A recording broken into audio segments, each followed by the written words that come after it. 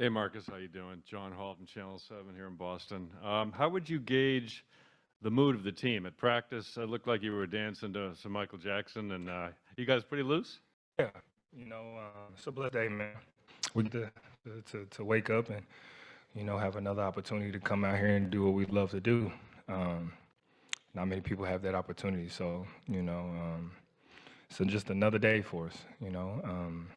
We're in practice, we're enjoying each other's company, and lifting each other up, and just making sure everybody's good to go.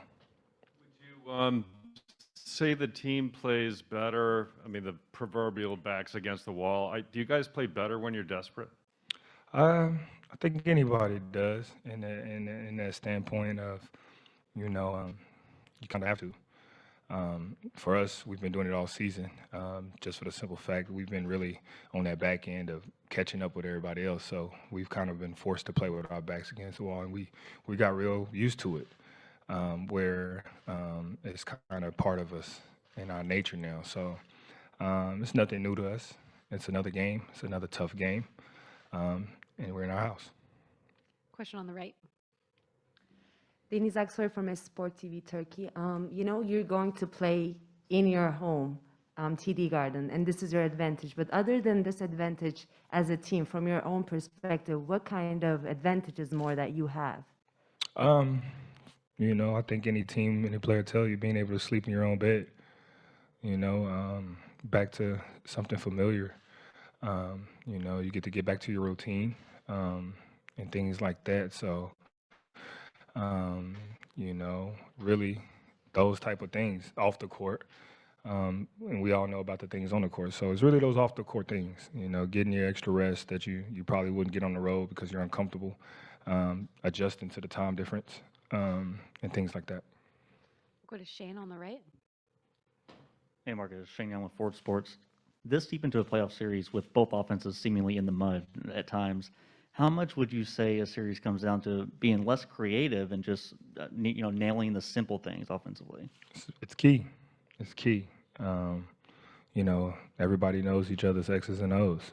So it's just going out there and executing whatever it is you're doing to the best of your ability. And sometimes, and especially this deep, it comes down to those small things because we all know deep in this run and in this game, when you're going up against some of the greats, the margin of error is very small, and those little things come back to haunt you.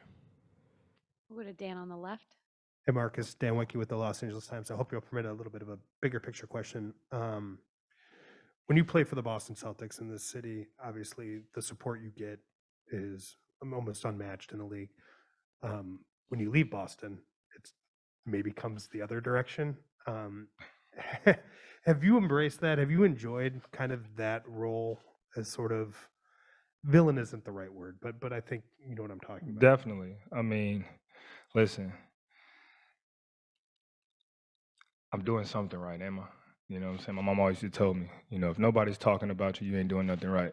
And, so the fact that, that they're screaming and telling me this or telling me that or whatever they're doing shows me, obviously, I'm doing something right. So I embrace it.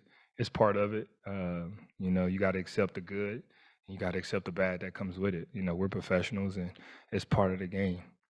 Have you noticed it specifically too when you add in, not just personally because you're that kind of player too, but like the Celtic green? Obviously, I'm from LA. It hits differently there. But do you notice that in a lot of different arenas? Do you feel that energy? Definitely. I mean, everywhere we go, people are always talking, and it's really not towards you. It's just the Boston name. And when a historical franchise and a very well franchise like the Boston Celtics, that comes with it.